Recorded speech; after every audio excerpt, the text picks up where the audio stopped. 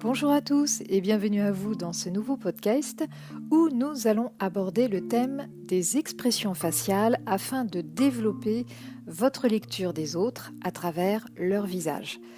Déchiffrer quelqu'un pour mieux le comprendre, c'est quelque chose qui devrait même être enseigné dans les écoles. Parce que le langage non verbal, c'est vrai, se lit instinctivement. Le tout évidemment avec son lot d'erreurs d'interprétation ou ses approximations. Mais ça fait partie de la communication. Lorsque nous voyons les gens, nos premières impressions se concentrent sur ce qu'ils font, comment ils le font, comment ils sont, et du coup, le verbal peut souvent être très très secondaire. Mais tout de suite, il est temps de parler de l'importance des expressions faciales.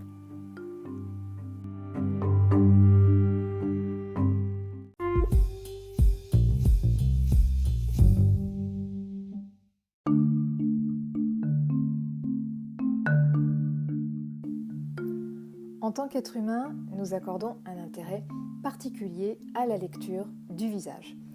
L'objectif, c'est de pouvoir observer les émotions exprimées volontairement ou pas par les gens qui nous entourent. Alors, on interprète un large éventail de réactions émotionnelles en fonction de la configuration des muscles du visage. On va dire alors que ces muscles faciaux libèrent nos expressions. Cette forme de communication va véhiculer des nuances d'émotions qui seront tout aussi subtiles les unes que les autres, mais c'est surtout un moyen simple de disposer ici d'un langage commun. C'est-à-dire que si nous ne parlons pas la langue d'un interlocuteur, par exemple, nous allons nous concentrer alors sur son paramètre non verbal et sur la lecture de son visage. Donc vous l'avez compris, les principales émotions sont universelles et sont repérables dans quasiment toutes les cultures. Mais déjà, on va commencer par interpréter ce que vous voyez des autres. Alors dans certaines activités professionnelles, comme par exemple les policiers, les gendarmes, les agents de douane ou de la sécurité, les thérapeutes ou encore des vendeurs, ils portent une attention particulière aux attitudes des gens et aux expressions de leur visage. De votre côté, même si vous ne travaillez pas dans l'un de ces domaines, il est nécessaire de comprendre la communication non verbale de vos interlocuteurs. Ça va vous permettre par exemple, de mieux gérer un conflit qui est en latence, d'avoir des échanges plus harmonieux avec les autres ou encore de saisir les non-dits. Alors, n'allez pas penser pour autant qu'il vous faut un don particulier pour faire ça. Je vais vous dire pourquoi. Tout simplement, nous sommes tous, plus ou moins, conditionnés pour lire les émotions fortes qui apparaissent sur un visage. Et ça, c'est depuis notre plus jeune âge. On a appris tout ça par l'expérience, par l'éducation, mais aussi avec l'instinct. On a appris tout ça, on a appris à lire ces informations avec tout ça. Donc, à la base, nous n'avons reçu aucune formation spécifique. À peu près tout le monde peut reconnaître l'une des 6 émotions universelles qui sont les suivantes. Nous avons la joie, la tristesse, la colère, la peur, la surprise et le dégoût. On a eu un petit peu plus tard le mépris, mais ça c'est une expression qui est un peu plus difficile à identifier pour les gens. Donc les identifier, c'est une chose. S'assurer que ce sont de véritables émotions qui ne sont pas exécutées sur commande, ça c'est encore autre chose. Et c'est pour ça qu'il convient malgré tout de se former à cette discipline. Comprendre comment les muscles fonctionnent entre eux pour chaque émotion, puisque ça va différer d'une émotion à l'autre. Et ça va faciliter la tâche pour différencier une vraie d'une fausse émotion. Alors, néanmoins, si le visage demeure la partie du corps que nous observons le plus pour savoir si quelqu'un est sincère ou non, eh bien c'est également la zone avec laquelle nous mentons le mieux. Donc ça, c'est quand même un terrible paradoxe. C'est pourquoi vous avez besoin d'un entraînement afin d'établir un baromètre qui va vous indiquer si le contenu d'une expression est réellement en lien avec le véritable ressenti de la personne. Soyez certain que vous le faites déjà en fait. Souvenez-vous, vous avez sûrement remarqué cette crispation sur le visage d'un de vos amis montrant son inquiétude silencieuse. Il ne vous dit rien mais vous le percevez. Vous avez aussi peut-être perçu cet ennui, cette confusion, ce désaccord, cette colère ou encore cette joie dans des contextes que vous avez observés. Vous avez aussi peut-être repéré l'engagement et l'intérêt des gens, leur enthousiasme ou leur ennui lors par exemple, de vos prises de parole en public. Donc, ce que vous lisez sur le visage de quelqu'un, eh bien, c'est l'expression de son émotion.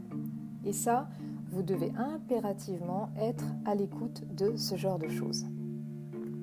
Mais peut-être, vous l'avez remarqué aussi, il est probablement plus facile de faire une lecture quasi exacte des gens de votre famille ou des amis proches.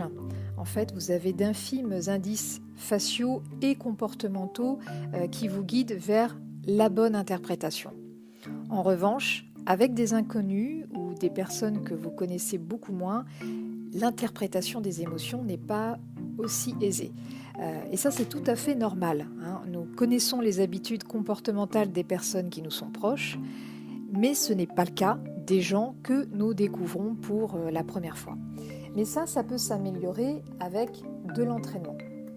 Vous avez les moyens d'expérimenter cette observation et de la développer afin qu'elle ne reste pas, à l'état d'interprétation instinctive, parce que le but, c'est qu'elle devienne une lecture analytique consciente. Pour que ce soit une analyse qui soit la plus pertinente possible. Alors, il existe des logiciels qui peuvent vous permettre d'identifier des expressions faciales et des micro-expressions, donc n'hésitez pas si le sujet vous intéresse. Mais au niveau des conseils, pour commencer, apprenez bien les mécanismes des muscles du visage pour chaque expression faciale. Ça, c'est vraiment la base pour avoir une lecture efficace. Ensuite, vous allez pouvoir expérimenter votre niveau de lecture sur les gens que vous connaissez bien. Donc, vous les observez et vous faites votre analyse. Après, il va falloir leur demander confirmation ou infirmation de leur état émotionnel. Parce que avoir un retour sur une bonne ou une mauvaise réponse, c'est essentiel pour améliorer votre apprentissage. Vous pouvez aussi regarder des débats télévisés, par exemple, mais sans le son.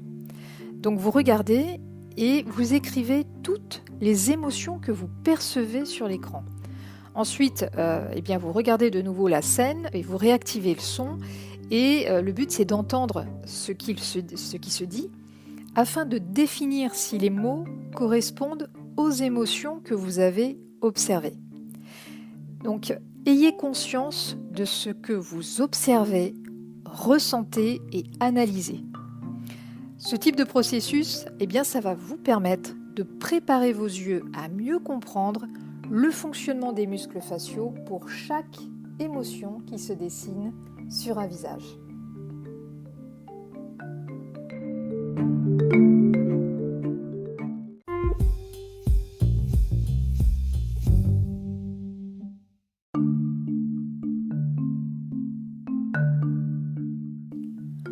Voilà, c'est la fin de ce podcast. Si vous souhaitez aller plus loin dans cet apprentissage de la lecture des expressions faciales, rapprochez-vous des études menées par le docteur Paul Ekman, qui est l'un des spécialistes des émotions. Vous trouverez l'adresse de son site internet dans le descriptif. Alors toutefois, attention, parce que c'est en anglais, mais succès oblige, certains de ses livres ont été traduits en français. Vous pouvez également visiter le blog Non-verbal et criminologie où le sujet est également traité. Et quant à nous, on se retrouve très bientôt autour d'un nouveau podcast. À très vite!